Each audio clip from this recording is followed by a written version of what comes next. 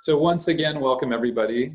We're so glad to have you here for our 5 communication superpowers for helping professionals seminar. And this is the second video. So some are joining us perhaps from the quiz.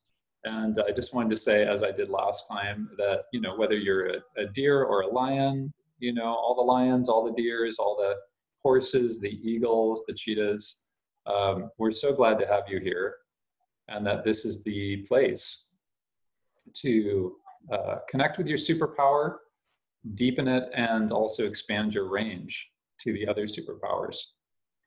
So I am Greg Heffron, Executive Director, for those who didn't see the last video. And I've been, I've been helping others practice and master these superpowers for 11 years. In this workshop, we're going to get into the actual superpowers, I promise this time. And we're going to see how each one can unlock a different type of barrier to intimacy, clarity, co-feeling, the things that you really want to connect with your clients. And the lack of which leads to many of their most painful struggles. And yours as well. So thank you. Despite our technical issues last time, the response has really been fantastic. Thanks so much for tuning in and for your many kind comments. And we're so glad you joined us on Zoom this time. This is much easier for us, and we've used it for endless courses, so we feel very confident here about our technology. Now, if you missed the first video, you should check it out. Because that's when I covered why mindful communication is the natural state for us humans, that we are born with a natural communication system. And I showed how we lose track of our natural states and through the traffic light metaphor, if you remember, and suggested how to get back to that core state, the green light, as we call it, where we are innately open to communication, and how mastering that process, mastering the process of getting back to our natural state, can transform your real-time assessments and intervention with your clients. So as I mentioned last time, this is the tiniest tip of the iceberg. If you really want to master these skills, you need to study more and practice with others in live sessions. So, at the end of this broadcast, I'm going to talk about our advanced certification in mindful communication, where we do both of those twice a week for 8 months. And, normally we require somebody to take several programs with us before they can engage in that course. But if you're watching these webinars,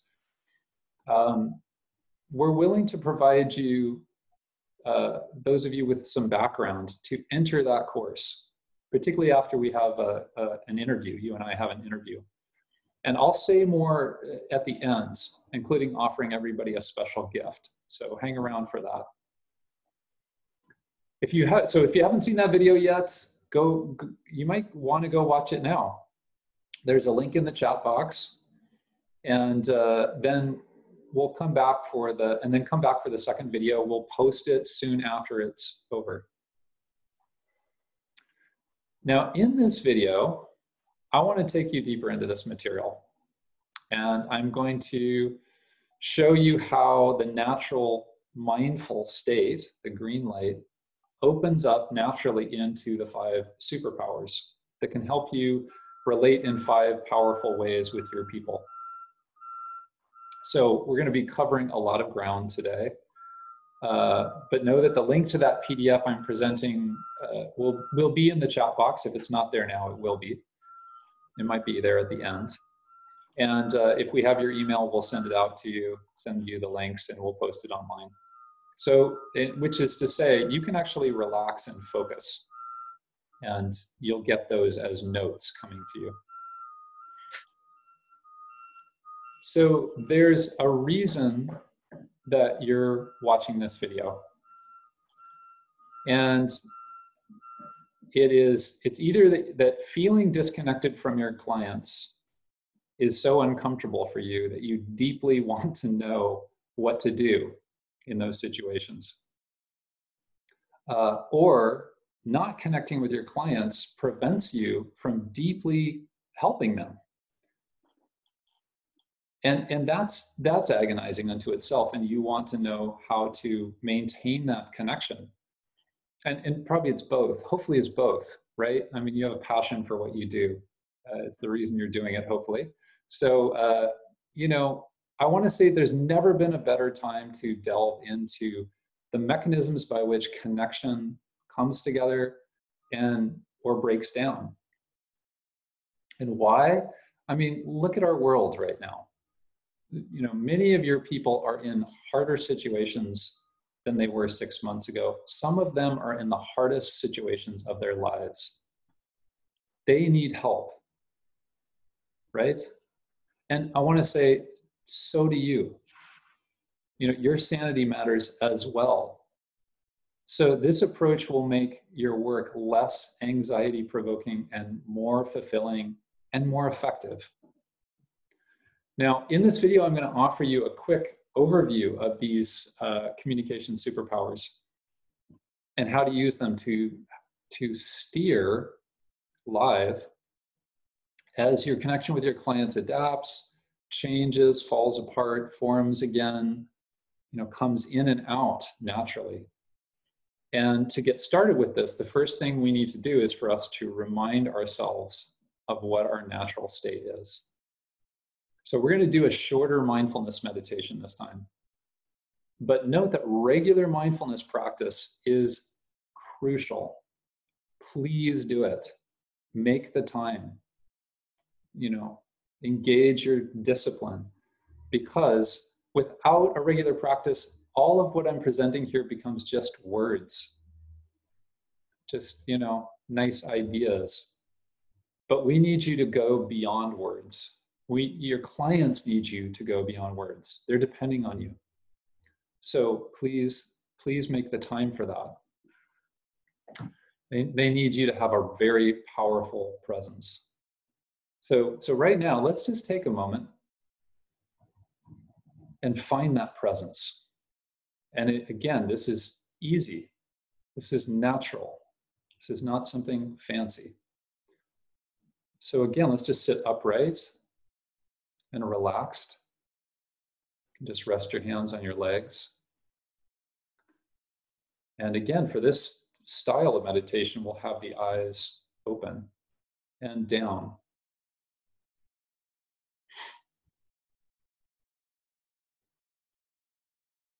And just notice what happens when my voice stops and there's a little space. Right? Space. Space is very important. Gaps with nothing happening. This is where mindfulness comes in. So let's make it easy. Let's start with our body and our sense of touch.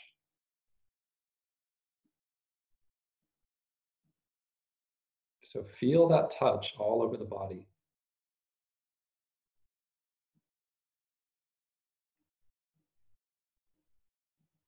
The mouth, the legs, the feet, your fingers, your spine, the top of your head, your ears, all of it. Just connect in with that sense of touch and listen to touch.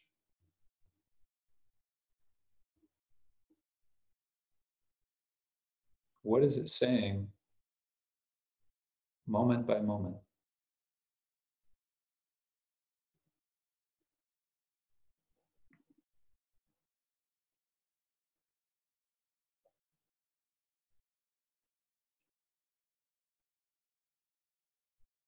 And then let's bring in hearing. So again, loud sounds like my voice.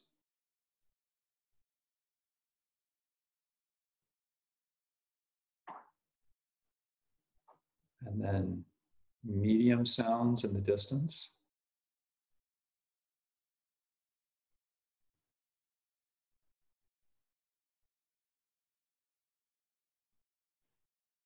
And then very quiet sounds.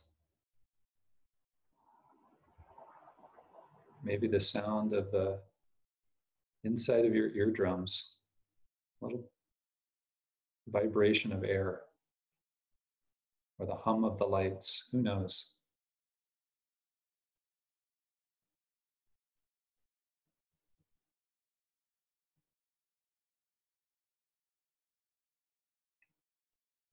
And then let's bring in seeing. So again, soften the eyes. Just let them be receptive. Don't try to do anything with them. Just let the vision come in through the eyes.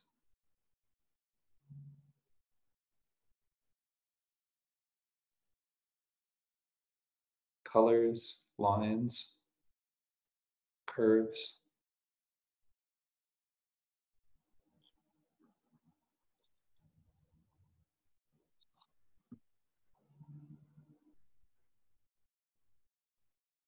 Just relax those eyes.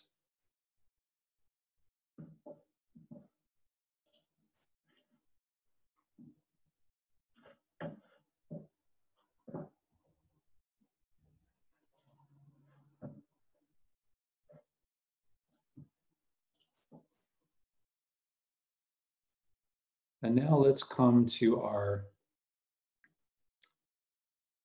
emotions. Let's come to, from the awake body, let's move to the tender heart. What is happening in the field of emotions right now?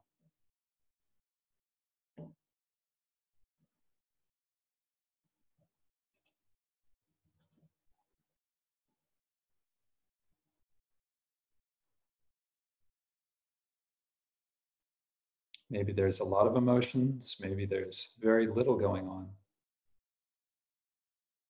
Maybe there's nothing going on. And if so, pay attention to that. What does no emotion feel like?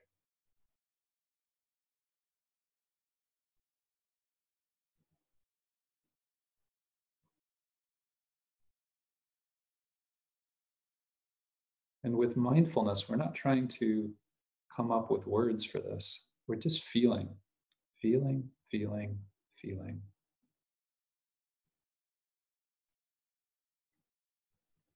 Is it changing? Is it staying the same?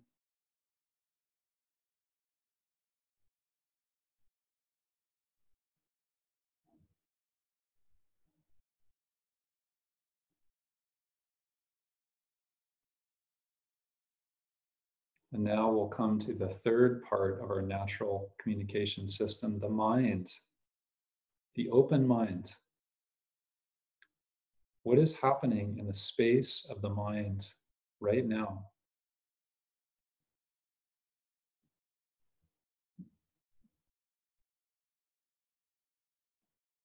Is it busy? Is it still? Is it changing? Just check in.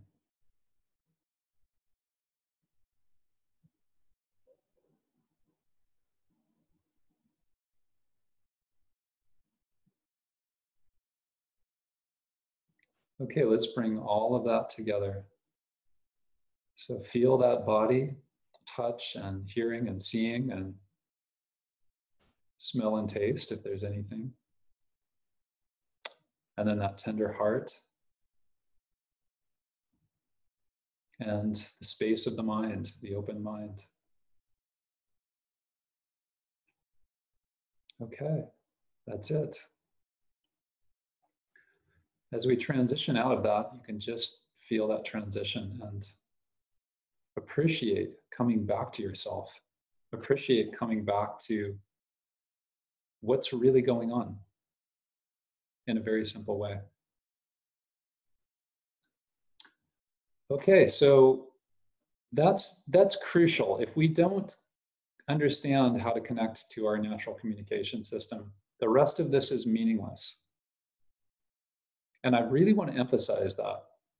That's part of what we're gaining, is we're gaining acuity.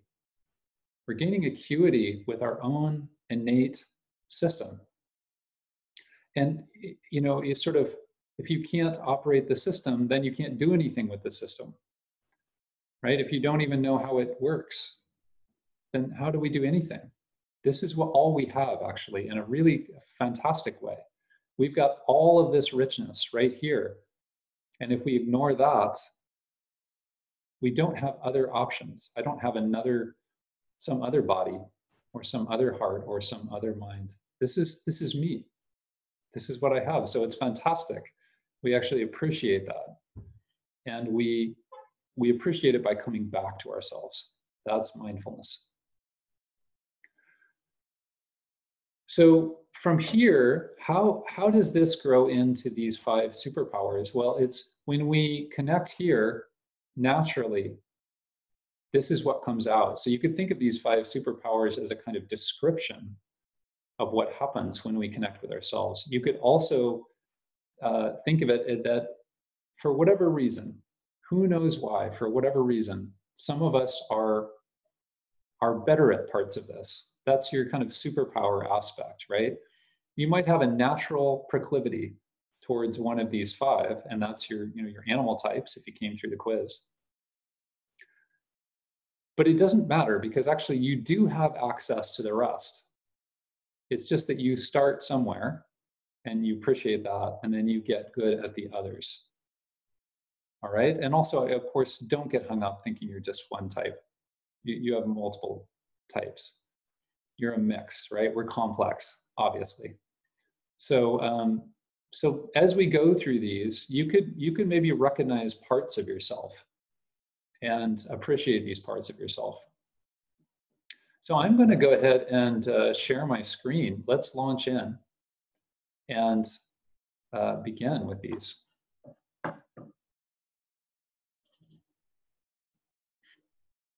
Okay. So this first superpower we call mindful presence. And this is the deer type, for those of you who were deer. Thank you for being deer. And this is the sense of being able to be connected with myself, exactly in the way that we just did. That we are able to open those kind of channels, the channel of the body, the channel of the heart, the channel of the mind, and rest with those channels open. And I say here, beyond the idea of wanting or not wanting. So, there's something coming up that I really, really want this to happen. I really want my client to laugh at the comment I just made. And there's that subtle kind of manipulation. And what if they don't? And if they don't, maybe I close down a little bit because I feel vaguely embarrassed or something, or I start to be harsh with myself in the way that we talked about last time.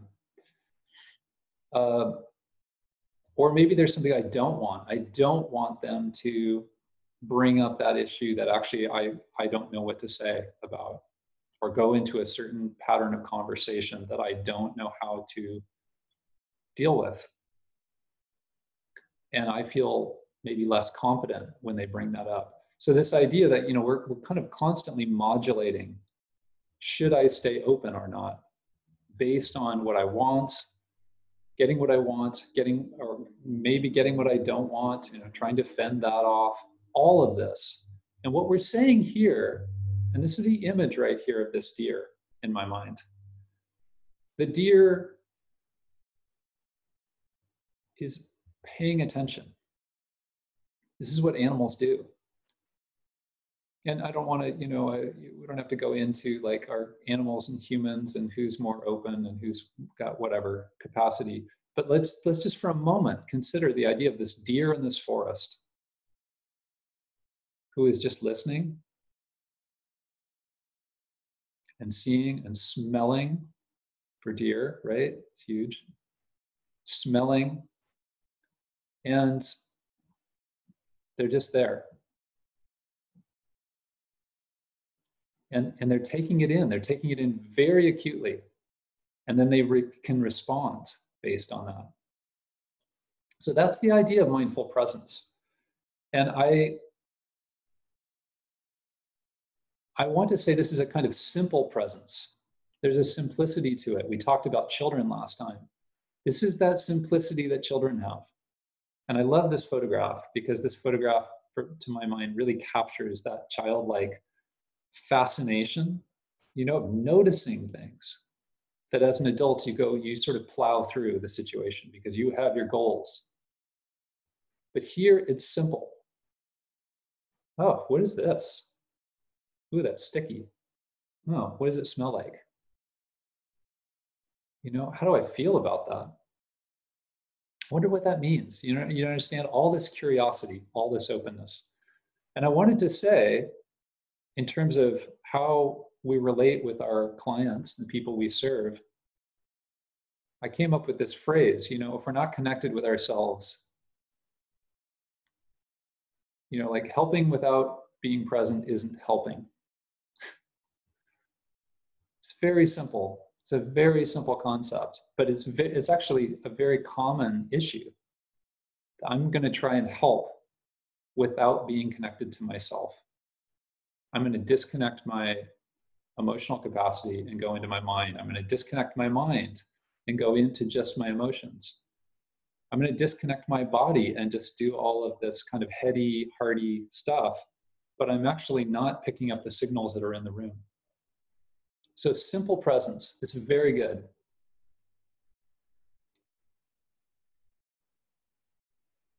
And then I want to talk about a pitfall. And this is the idea of passivity. This is something that when we're so open, in some ways we get daunted by how open we are. We get daunted by having all these channels open. And we can just want to turn that dial down and become like, I have these gray rocks, right? These boring gray rocks. You just sort of want to turn the whole dial down and just go gray. And this is where we lose that vividness, that childlike vividness. And we can become like that rock, sort of unmoving, not reacting, not engaging. And this is really a serious issue. I want to say that, gray is not our goal. And the idea of opening up we're not trying to enforce it rigidly as a kind of should, well, I should be open and maybe I'm not. That's not what we're talking about either. But we want to brighten all of those capacities that we have so that the world really gets to us, that we're actually really allowing ourselves to shine out there into our situations with our clients. It's part of what they can feel almost at that animal level. They can feel it even if they don't have words for it. So this is something we need to watch out for with this particular style. Okay, so let's move on then. Let's move on from our gray rocks. And let's talk about the lion style. And this is the superpower of, we call it actually mindful listening. But we say it's listening for the solid gold that's hidden inside someone.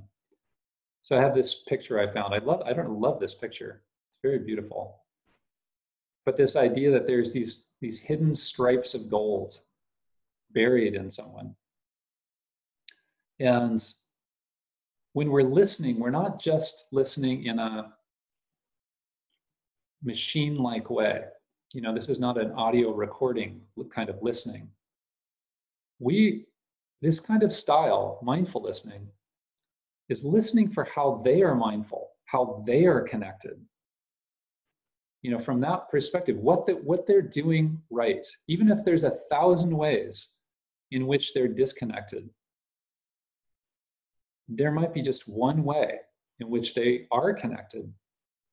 Now, this is very powerful, because if you can call that out, you can allow them to feel that in themselves. And this is one of the greatest cures for self-hatred.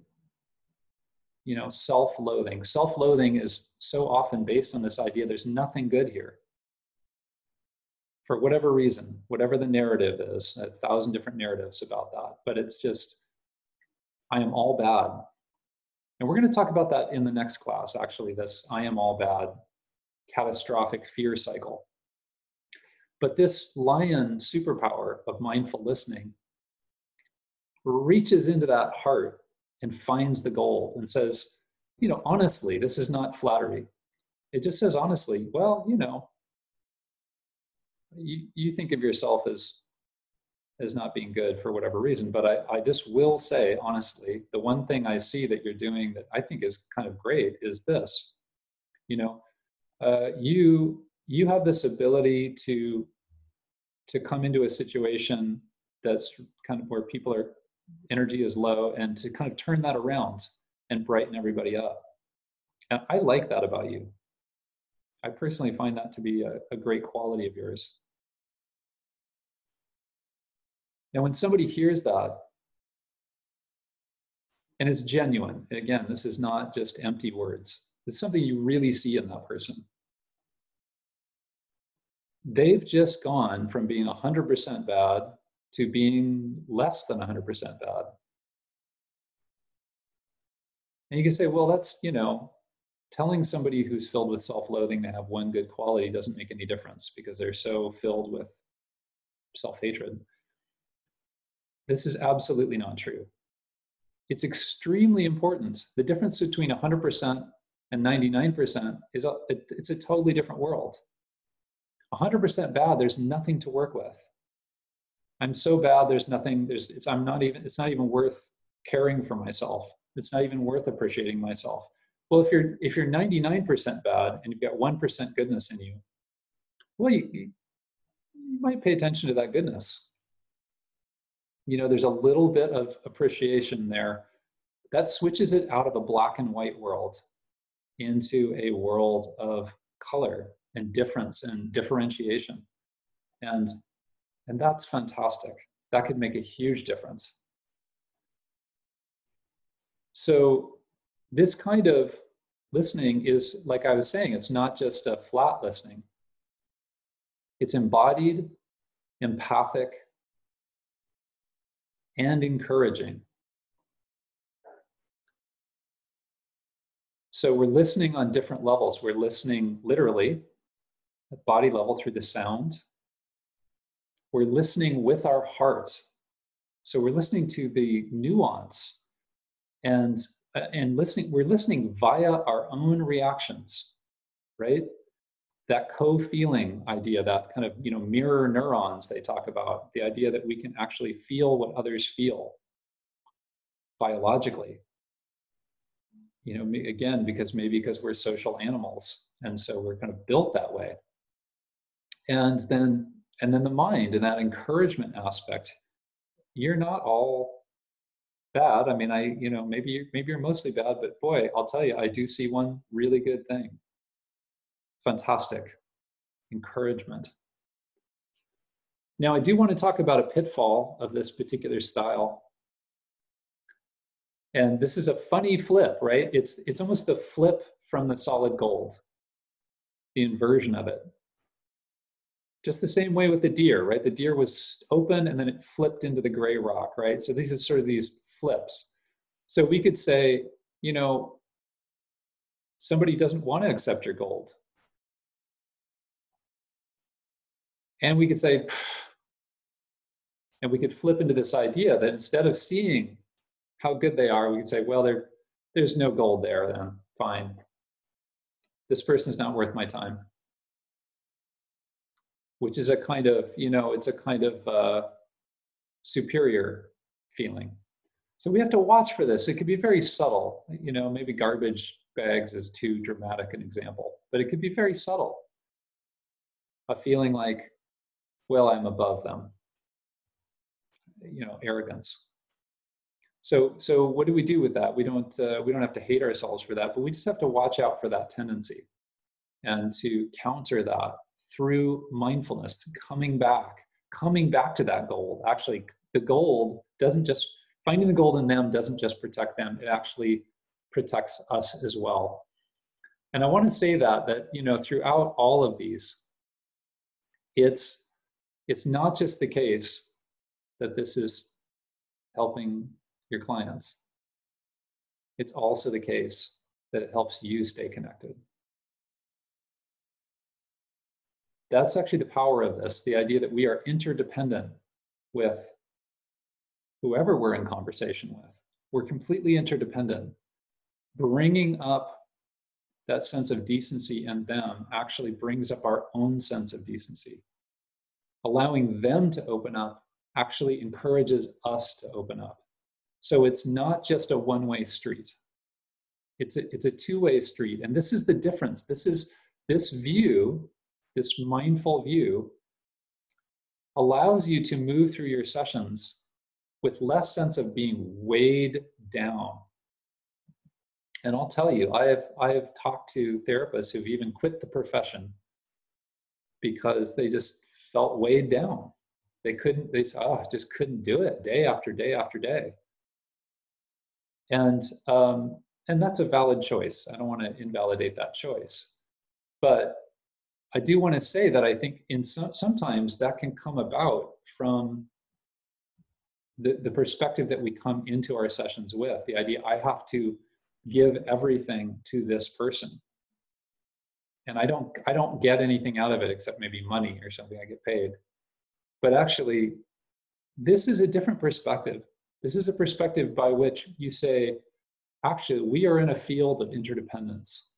It's not just about them. It's not just about me.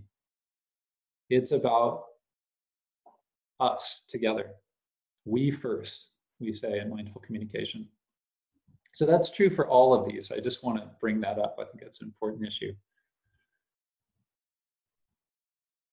So let's move on then from our lion strategy to our eagle strategy. So here we get into what's called mindful speech. And this is about telling the truth. This is about truth telling, right? So we had many eagles. For some reason, we had lots of eagles. Many of you eagles are listening, hopefully. And this is the idea that truth can be so powerful and so good to actually say what's true. And this pulls us out of a kind of potential trap that is a problem with us compassionate people. People who enter the helping professions often have a compassionate streak. And one of the ideas that's a problem, we'll talk about that with the next strategy, is that you could end up hiding the truth because you don't want to bring something up. So, well, if I bring it up, they're going to feel bad. But this is actually a different way to look at truth telling. And we call this actually gentleness, which is a kind of a paradox because we think of truth telling as being kind of cutting. And there, yes, there can be a cutting quality to it. I don't want to dismiss that. But the idea here is that telling the truth, this is telling the truth from the big picture view. This is not saying, hey, can I give you some feedback, buddy? This is saying, there's a bigger perspective to look at this. There's a bigger way to look at this. You're filled with self-loathing. You think you're the worst person in the world. But I'll tell you, as your coach, as your therapist, I talk to people all day long who feel that way. You're not alone. There's a lot of people who feel this way. And they're all struggling, and you're part of that. You're part of actually a larger problem. And, actually culturally, that's a really large problem in industrialized societies, self-loathing. And, why is that? It's just this sense of curiosity, this sense of putting things into the largest perspective. And we say, gentleness. Now, why is that gentle? It's gentle because it somehow it cools the whole situation down. Like before you felt like you were on fire with your pain. And it puts it into this big perspective. It says, you're not alone. You're part of something. We're all part of something. Look at these patterns. Look at human history. Look at your whole family. Look at your whole family of origin. Look at all these patterns that you've laid out for me. And then the person starts to relax into that. There's a sense of recognition. Oh, of course. Of course I struggle with this. Why? Well, how could I not struggle with this? And you start to normalize experience. So we say here, and we say this is really important. We say, speaking truth, neither exaggerating nor suppressing. And I just want to say a little bit about this. So often when we tell the truth, we either try to hit people over the head with it, or we barely put it out there because we're a little bit afraid. In either case, actually, both of those come from fear. We're afraid of just laying it out there and then letting somebody have a process with it. I was reminded of this the other day, actually. It was a part of a workshop where somebody was really struggling. And they were struggling with the material. They were struggling with, what does this all add up to? And it was so clear to me that this person needed to go through a process, and that all you could really offer were a few basic observations. And I mean, it's hard. This person, I can picture his face. There was a real sense of pain. And people were doing their best to try and make him feel better. But in the end, he was going to have to go through a process himself. And we have to actually be willing to just put truth out there, and then let people decide how they feel about that. It's kind of daunting, because we want them to get to the end. We want them to come to our conclusions. They may not. So this gentle approach lets them have the space to come to whatever conclusions that they need to come to. So I want to say that this is speaking truth in a way that can be heard. And I chose this photograph. It's like being with a good friend. When you're with a good friend, and there's some truth that's not been identified, it's not been stated, but you love this person, they're just, maybe it's a relative or whoever you can think of in your life. Something needs to get brought up. You don't say it in a way that's going to devastate the person. And if it's a really important truth, it needs to be said. So you don't just mumble it under your breath. You actually say it. This is natural for us in that kind of situation. Who is this person? How do they work? How do they think about things? How do they talk about things? How do they feel today, right now, in this room? Are they actually devastated because of some other event?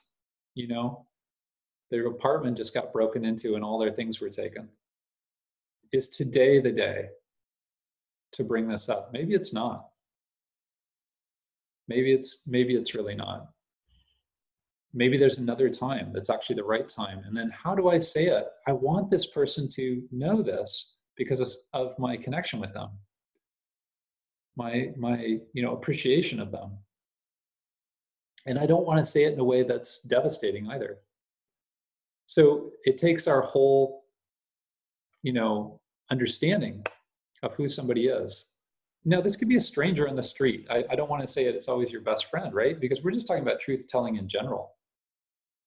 How do you read the room? And we're not just talking about conceptual ideas of how to read a room. We're talking about your natural communication system. We're not talking about an ideology alone. Ideologies can be helpful sometimes. They can help point you in a direction. If it's a good ideology, it can point you in an interesting direction. But we don't want to cling to that. We don't want to cling to a theoretical approach. Theoretical approaches can be helpful too. They can open our mind in various ways. But we want to be live. We want to be plugged in to the situation. So that when, partway through a conversation that seems like it's going really well, somebody's forehead wrinkles up. We notice, we tuned into that. Maybe we don't, say it or something, but we tune in. And when they lower their head a little bit as they're talking, or maybe they go stand in a different part of the room, we read, how is this going? And so this is with telling truth. It's not one statement. Telling truth is a process. So we're in it through the process. Very important. So let's talk about pitfalls. And that's that sense that we could misread this. We could speak truth in a way that breaks the connection. We come down to hard. We've misread the situation. And I chose this picture of this young man. It just reminded me of myself as a young man, where actually I really appreciated truth telling in the abstract. But truth telling involving myself, I was incredibly sensitive to, incredibly overwhelmingly sensitive to, as many of us are as young people, right? And so it was so easy to break that connection. And it's really, I think back to very skillful people who were able to deliver truth in a way that I could hear.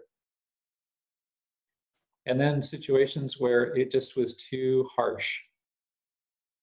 It was too harsh. I think of some college writing workshops that were just, almost decidedly harsh, like, trying to be harsh on purpose just to deliver as much truth as possible. But here, I say, if it doesn't get through, is it even communication? Are we even communicating? If we have just broken that connection, what are we even doing? Why even keep talking? And then, furthermore, if we've just broken that connection, what other truths will we not be able to share now because we've broken that connection? So, and this is not to say it's perfect. We are going to break connections. We are. We'll misread situations. This is normal. This is human. And being mindful doesn't mean we're not going to make mistakes. And then we're not always mindful anyways, right? So we're going to go in and out, and we're going to do our best.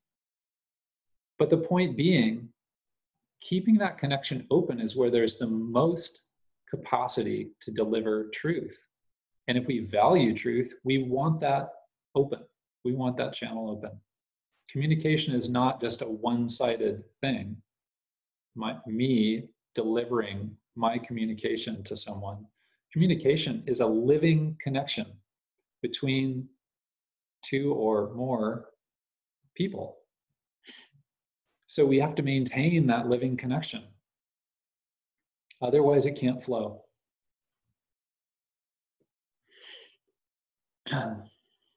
So let's move forward and let's talk about our horse style. Mindful relationship. And here I was just talking about communication as a living process. Here I'm saying intimacy is a living process. And what that means is intimacy isn't just about getting certain responses from you that says, okay, great, we're just yummy best friends. My client loves me so much. Sometimes your clients don't love you.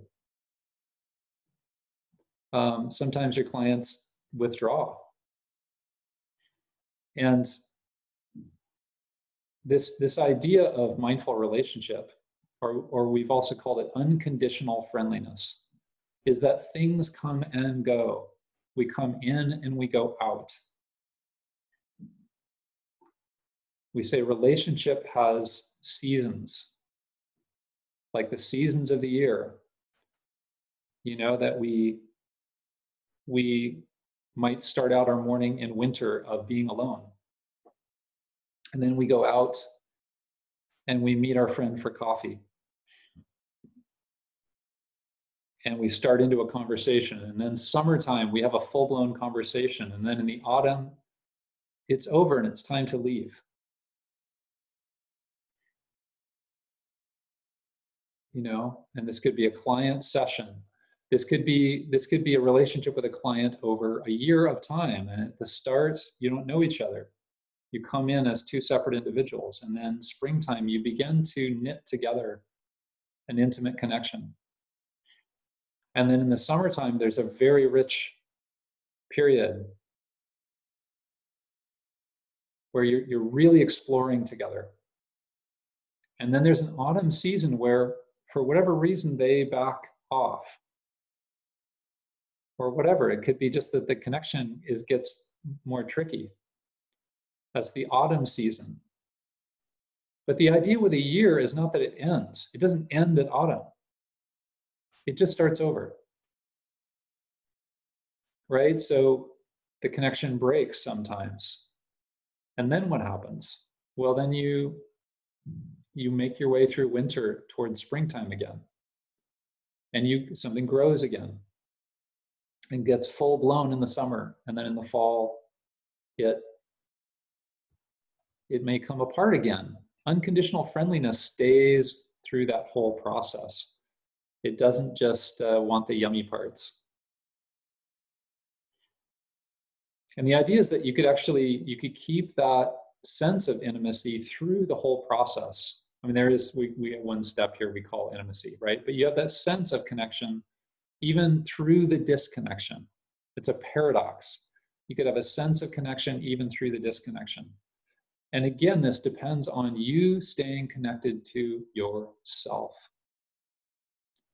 right? If you can stay connected to yourself, that allows you to navigate this whole year, these seasons of experience, and then look for opportunities. What is the next springtime opportunity?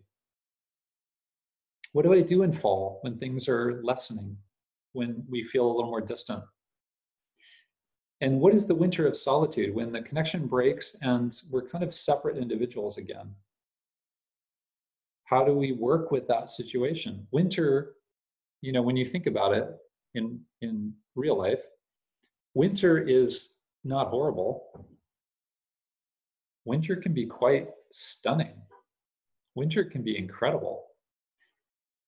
I lived in the Midwest when I was in graduate school in Iowa, and it got very, very cold in the winter. It was 10 below zero Fahrenheit. What is that in centigrade?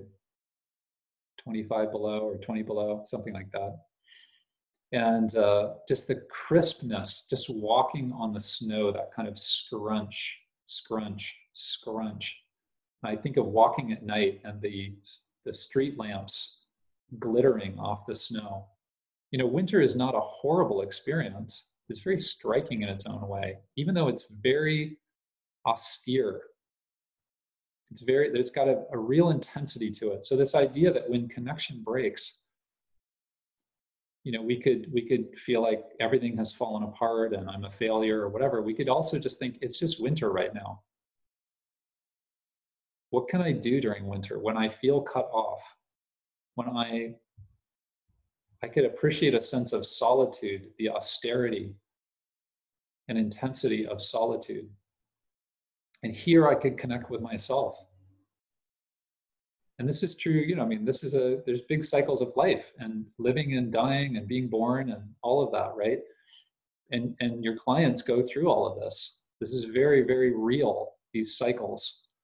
So being able to actually feel through that yourself and also help them navigate those. Now let's talk about a pitfall here. And this is the Mindless Heart pattern, where again, it's sort of the flip. So the flip is instead of this natural sense of connection and disconnection, we actually want to enforce connection. Somebody has to connect with us. This client has to think that I'm the best thing since sliced bread, and all of my pearls of wisdom I offer are just amazing, right? And so I will manipulate the situation to get the responses I want, so that I can feel like we're connected. And this is mimicking intimacy, as I put it in quotes, intimacy. Now, why is it in quotes? And why is connection in quotes? Because this is not connection. I'm not being myself. And that's off-putting, actually. The irony is that's off-putting to others. They want to connect. They want a real connection, whether they know it or not. They may play along with it. But boy, we know a real connection when we get it. And that real connection can't be mimicked. It has to grow naturally. Like those flowers in the springtime, they grow naturally. You can't yank them up out of the ground. Grow, flowers. I'm going to pull up on you and make you get bigger. Can't be done. So we need to watch for that. If you have this horse tendency, we need to watch for that mindless heart pattern. This is, we won't get into the mindless heart pattern.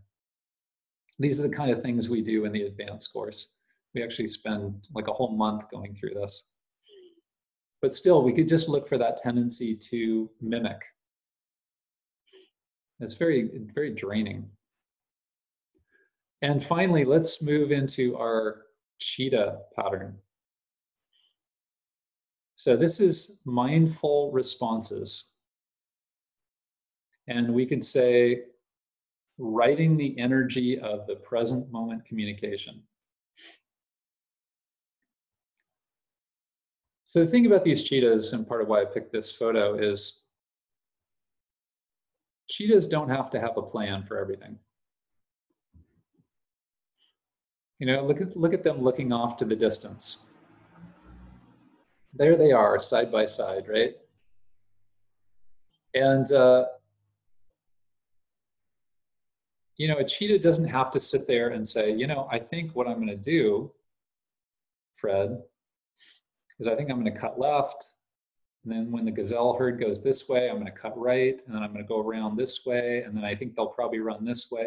There's no sense of cheetahs needing to do any of that planning. Now, why is that? It's because cheetahs are this engine of response in real time. They know how to just go and then steer as it happens. They may have some plans. They may have some kind of vague sense, like, I'm going to approach from this direction.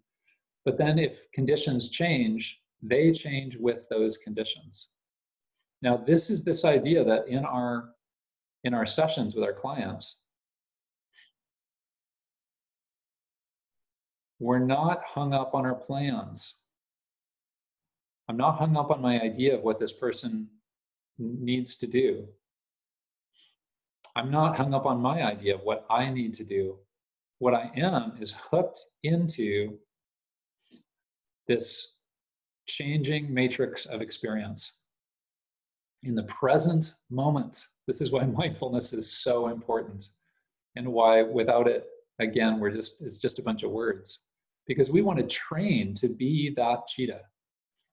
We want to be that cheetah who can adapt and move and shift and change the plan, throw out the plan, come up with a different plan on the fly as everything's in motion. So we say here, surfing the wave of coincidence. Coincidence. Things are happening together. And as things are happening and everything's moving, we can co-create the conversation. We can co-create the responses with our client. And this takes you out of this hang-up of thinking you have to know everything ahead of time. And actually relax into that process. Cheetahs aren't sitting there incredibly tight all the time. They are like these stretchy, relaxed creatures who get up and go, and then they relax again. And that's it. Like that's our sense that with all communication, it's not me driving it. I don't have to make it happen. It's something that happens with others. So I can actually relax and adapt and look and listen, feel my way through this whole complex process. And actually, this superpower is the one that puts all the others together, right? When does the truth telling happen? When does that pointing out the heart of gold happen? When do I need to just rest and be open? When do I recognize that I'm in one of the seasons of this conversation? The cheetah is the superpower of managing all of that in real time. Now let's talk a little bit about a pitfall. And again, this is the flip. So a controlling presence. That instead of being open, I am fixated on my plan. And I strangle that co-creation. And this can be very subtle. This could actually be, just the moment when the conversation is starting to go into a new topic. And I drag it somewhere else where I want it to go because I have a plan. And my plan doesn't include the person I'm in here with, right? My client's natural tendency to connect to something else and actually bring up something that's very important to them doesn't match my plan. So I yank them back to where I want to go. Now they feel that. We all feel this when it happens to us in conversations. And I want to say, this is just a little footnote here. It's an important footnote. Any break in connection between myself and somebody else in a real life conversation, any break in connection feels painful. And that's actually not a bad thing. I mean, pain is not pleasant, obviously, by definition. But pain is an indicator. We're built with these indicators naturally. It's part of our natural communication system. That I feel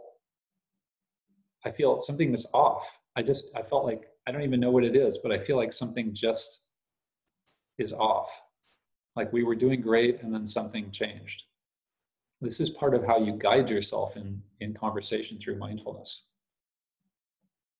And this kind of controlling behavior is just one of the ways in which we break that connection. And others around us, again, even if they don't bring it up, or maybe they're not even conscious of it, but they felt it. They felt something. So we really want to learn how to be that stretchy, open cheetah who can go in any direction and isn't trying to control the outcome so specifically. So those are our 5 superpowers today. I want to say that I'm not going to inflict, you know, all of the complexity we could go into here, right? You know, we could go into all sorts of different aspects, and you know, and I say this because this is the kind of material we go into in the advanced course. We spend a month on these different patterns. So that's just sort of it's a little tidbit to say that I'm trying to keep it simple today. I'm trying to keep it straightforward. And what I want to say now is we have covered a huge amount of ground, right? Even keeping it simple, we've covered a lot of ground. So please do take a deep breath, and you don't have to master all of these. You don't even have to remember all of these. You know, this could just be a start. And you know, this is a short overview of how it's possible to enhance trust and clarity and connection by just beginning to focus on these a little bit. Maybe 1 or 2 of them brought up some ideas for you of some place you can actually work. And that's great. And you know, a lot of people have been asking, like, is this just another approach I have to stack on to all of my other theoretical approaches? Which can seem overwhelming. I mean, we all have way too much we're paying attention to, right? I know I am. And you know, with an election coming up here soon, in a week. And so, okay, on the one hand, yeah, we're presenting an approach.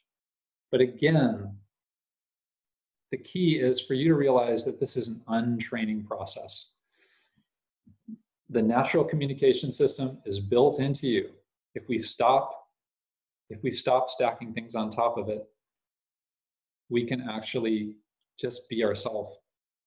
And we're built with the basis by which these 5 superpowers, you know, show themselves, reveal themselves, and actually allow us to intervene in positive ways with our clients. So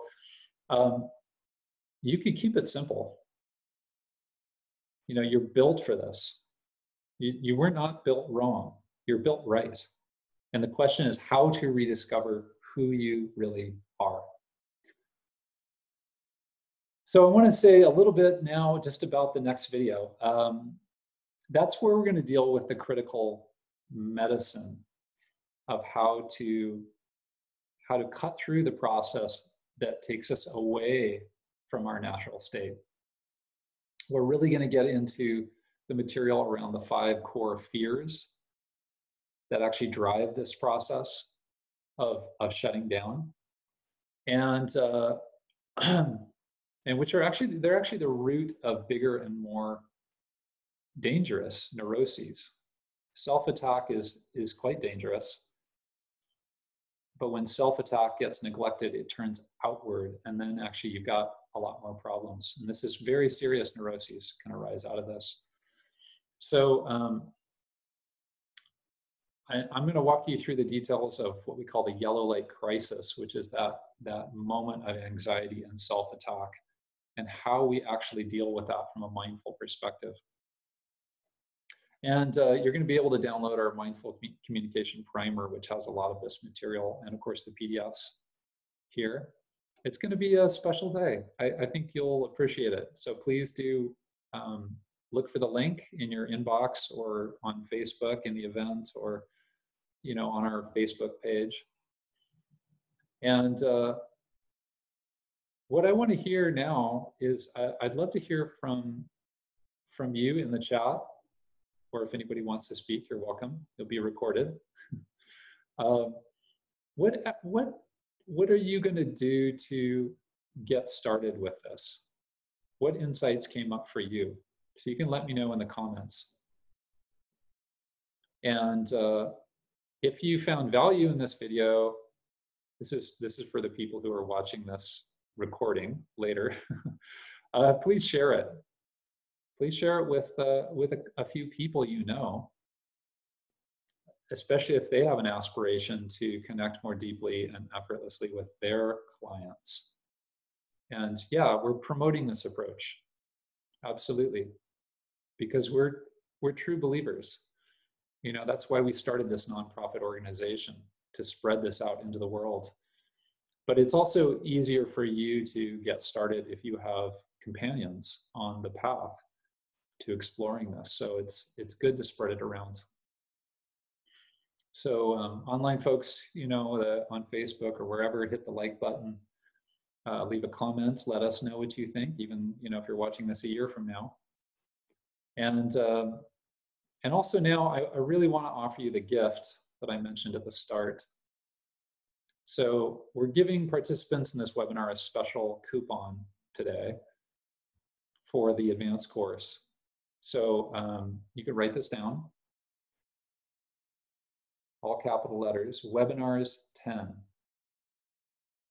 And if you apply and we have our interview, and as I mentioned, you know, before, it'll give you 10% off the advanced certification program. So that's the full price is $19.95, $1,995.